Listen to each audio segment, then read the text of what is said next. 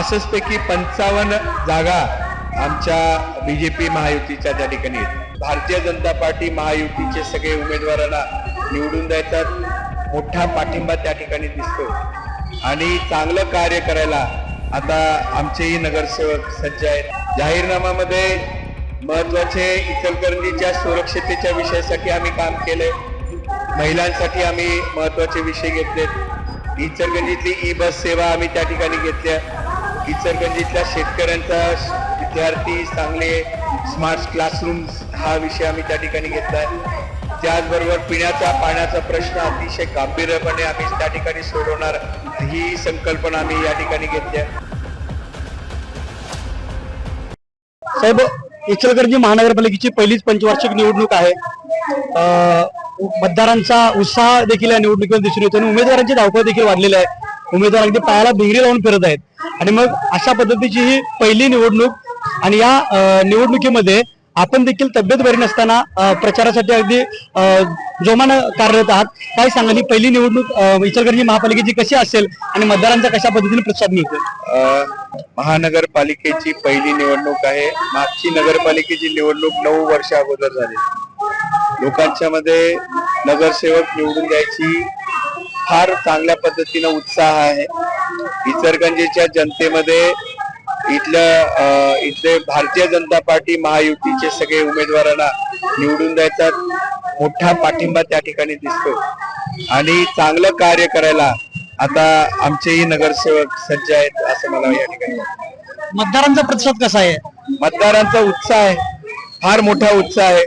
लोकांच्या मध्ये येणाऱ्या 15 तारखेला ज्यावेळी मतदान होईल, पूर्ण केंद्र मतदारांच्या माध्यमातून भरलेली दिसतील। आपला चांगला नगरसेवक, सक्षम नगरसेवक निवडून द्यायचा उत्साह इथल्या नागरिकांच्या मध्ये दिसतो। तर आपण जो जाहीरनामा मांडलेला आहे, या जाहीरनाम्यामधल्या विशेष अशा गोष्टी कोणत्या आहेत? जाहीरनाम्यामध्ये महत्वाचे इचलकरंजीच्या सुरक्षिततेच्या विषयासाठी आम्ही काम केले, महिलांसाठी आम्ही महत्वाचे विषय घेतलेत।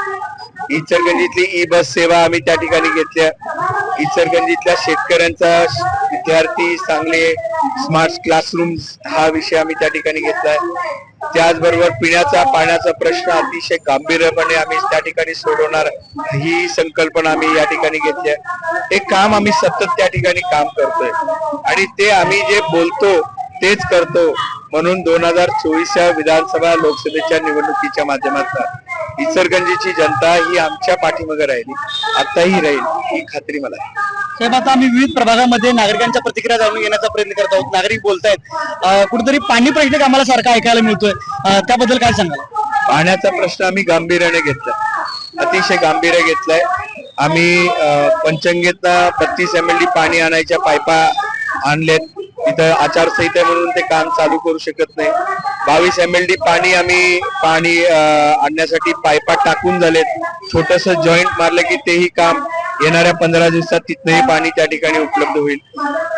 238 बोर आम्ही मारलेत माझी विधानसभा गेल्या 2-3 महिन्यामध्ये।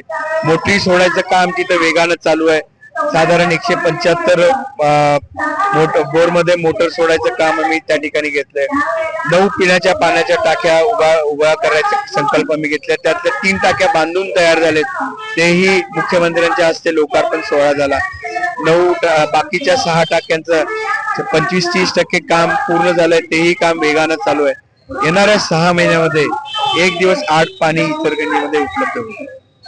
मुख्यमंत्री सुद्धा आले आणि त्यांनी सुद्धा पाणी प्रश्न सोडण्याचं आश्वासन दिलंय, त्यावर लोक कुठेतरी आता समाधानी असल्यासारखं आम्हाला सुद्धा दिसतंय। पण विरोधकांचं आव्हान या निवडणुकीमध्ये आहे का, आपल्याला काय सांगाल? नाही, विरोधकांचं कायमच निवडणूक आले की त्यांना फक्त पाणी प्रश्न दिसतो आणि त्या विषयावरतीच गोल गोल फिरवायचं निवडणूक असा त्यांचा प्रयत्न असतो। परंतु 2 वेळा हा विषय त्यांनी इचलकरंजीच्या जनतेने हाणून पाडला। त्यांचा विश्वास महायुतीवरती आहे, त्यांचा विश्वास माननीय आमचे पंतप्रधान मोदी साहेबांच्या वरती आहे, मुख्यमंत्री फडणवीस साहेब, एकनाथ शिंदे साहेब, अजित पवार साहेबांच्या वरती आहे आणि म्हणून मला वाटत नाही की विरोधकांच्या चुकीच्या आश्वासनाला ते बळी पडतील। महायुती बीजेपीच्याच उमेदवारांना त्यांनी निवडून दिलं।